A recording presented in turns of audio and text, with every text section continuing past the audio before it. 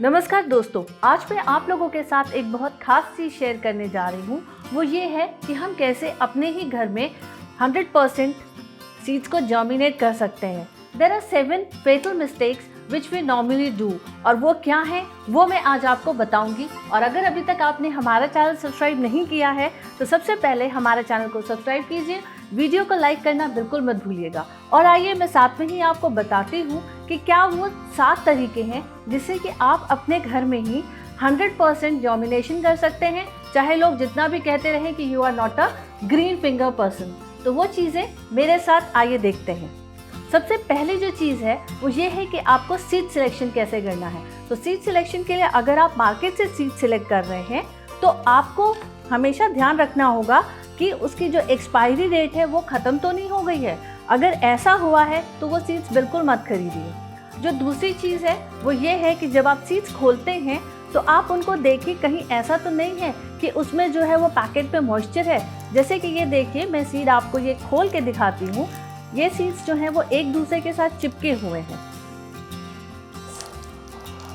Dry नहीं है, ये मेरे फिंगर पे चिपक रहे हैं, ये देखिए। तो इनमें मॉइस्चर है। ये सीड्स जो हैं वो खराब हो चुके हैं, ये सीड्स जर्मिनेट नहीं होंगे। जो तीसरी चीज़ हमें ध्यान में रखनी है सीड सिलेक्शन करते समय वो ये है कि हमारे जो सीड्स हम ले रहे हैं वो किस प्लांट से हैं। जैसे कि ये देखिए, ये वाले जो सीड्स हैं, अगर आप इन ग्रीन मिर्चे या ये हाफ पकी हुई मिर्चा है, आधी पकी हुई मिर्चा, अगर आप इनको लेकर के आप बो देंगे तो इनमें से सीड्स जो है वो जर्मिनेट नहीं होंगे।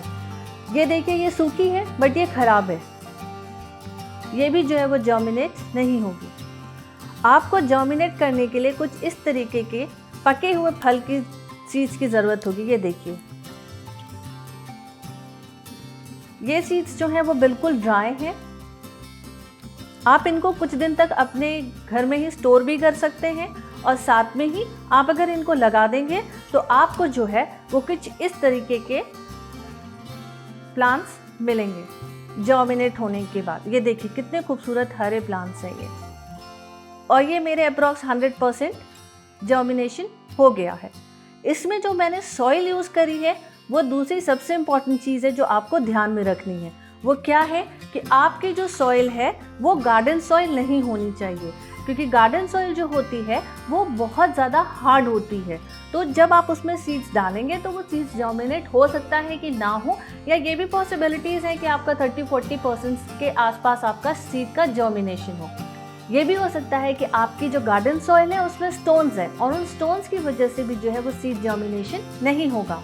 तो आपको जो चीज़ ध्यान में रखनी है वो सीड की सॉइल है। तो सॉइल जो है आपकी कैसी होनी चाहिए वो मैं आपको बता रही हूँ।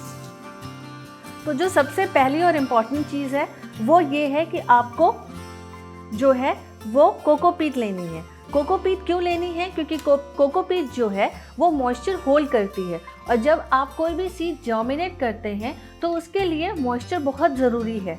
आपको ये नहीं देखना है कि वो प्लांट जो है वो किस तरीके का है, उसको धूप चाहिए या नहीं चाहिए, बट जर्मिनेशन के टाइम जो है वो उसको कम धूप और ऐसी सॉइल की ज़रूरत होती है जिसमें कि पानी होल्ड हो सके। आप कोकोपीट के साथ जो है वो वर्मी कंपोस्ट ले सकते हैं। उसमें आप वर्मी कंपोस्ट मिलाइए, जो कि आप चाहें तो 40% आपका वर्मी कंपोस्ट हो गई और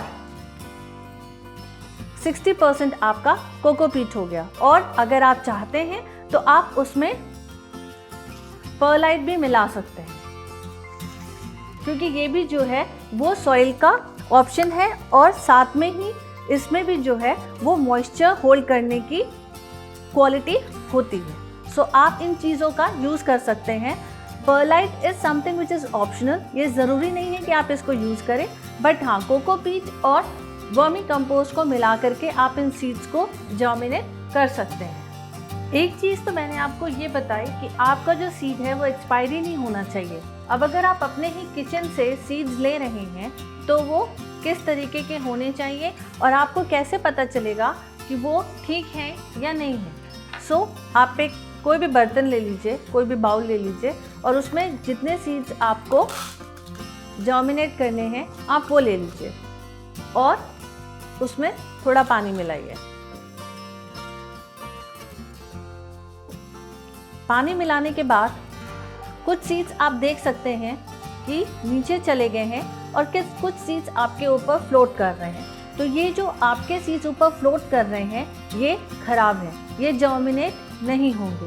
और इस चीज़ का भी ध्यान रखिए कि कुछ सीड्स ऐसे हैं जिनको कि आप अगर सोक कर देंगे कुछ दिनों के लिए, जैसे 1 या 2 दिन के लिए, तो वो जल्दी जर्मिनेट होंगे। जैसे अभी मैंने आपको दिखाया, ये मेथी का सीड है। अगर आप मेथी के सीड को थोड़ा सा सोक कर देते हैं 1 दिन के लिए और उसके बाद आप उसको जो है वो सॉइल में मिक्स करते हैं तो ये जल्दी से जर्मिनेट हो जाएंगे। और आपको जिस बात का ध्यान रखना है वो ये है कि वहाँ वेदर कैसा है। ऐसा ना हो कि आप जो है वो जाड़ों में लगाए जाने वाले सीड्स को आप गर्मियों में लगाने की कोशिश कर रहे हैं, तो उस टाइम भी वो सीड्स नहीं जर्मिनेट होंगे। जैसे कि धनिया है, धनिया एक ऐसा एग्जाम्पल है जो कि जाड़ों में होता है, तो अगर आप उसको जून या जुलाई में लगाना चाहेंगे तो वो या तो जर्मिनेट नहीं होंगी या बहुत थोड़ी जर्मिनेट होंगी। तो ये बात आपको ध्यान में रखनी है कि आप जिस सीज़न में कौन सी चीज़ कैसे लगा रहे हैं, कौन सा सीड कैसे लगा रहे हैं। अब कभी कभी क्या होता है कि आपके सीड लगा देते हैं, आपका सीड जर्मिनेट हो जाता है, बट जब आप सोचते हैं कि इनको अब बाहर निकालना है तो कैसे निकालना है, कब निकालना है और किस तरीके से उनको जो है आपको दूसरे पॉट्स में रिपोर्ट करना है, अब वो मैं आपको बताऊंगी। आप देख सकते हैं कि ये जो है वो छोटे छोटे से प्लांट्स इनमें जर्मिनेट हो गए हैं। अब इनमें आप देखेंगे, मैं आपको एक निकाल के दिखाती हूँ कि इसमें देखिए पहले 2 लीफ आई हैं। ये जो पहली 2 लीफ हैं ये ज़्यादातर प्लांट्स की सेम होती हैं। उसके बाद आप एक और छोटी सी लीफ देख सकते हैं। ये वाली लीफ जो है ये इंडिकेट कर रही है कि प्लांट जो है आपका अब धीरे धीरे बड़ा हो रहा है। तो ये जब और बड़ा हो जाएगा, थोड़ा सा और बड़ा हो जाएगा, 3-4 लीव्स निकल आएंगी, तब आप इसको रिपोर्ट करके और जो प्रॉपर सनलाइट अमाउंट उसको चाहिए आप उसको उस तरीके से दे सकते हैं। जर्मिनेशन के टाइम बहुत ज़्यादा धूप की ज़रूरत नहीं होती है, बट जब आप इस पौधे को थोड़ा और बड़ा होने पे दूसरे पॉट में लगाएंगे तब इसको प्रॉपर सनलाइट की ज़रूरत होगी। जैसे कि ये मिर्च का पौधा है तो मिर्च के पौधे को धूप की ज़रूरत होती है, तो आप इसको सनलाइट में, प्रॉपर सनलाइट में रखेंगे।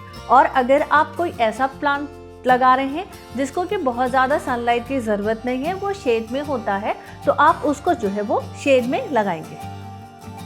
कुछ दिनों के बाद मैं इन पौधों को बाहर लगा दूंगी और उनमें से उगेंगे कुछ ऐसी मिर्च चिली जो कि ऑब्वियसली बहुत चिली होंगी। मुझे उम्मीद है कि आपने इस वीडियो को लाइक भी कर दिया होगा और कमेंट करना बिल्कुल मत भूलिएगा। अगर आपकी कोई क्वेरीज़ हैं तो उन क्वेरीज़ को भी हमारे साथ शेयर कीजिए और मैं पूरी कोशिश करूँगी आपकी उन क्वेरीज़ को सॉल्व करने की।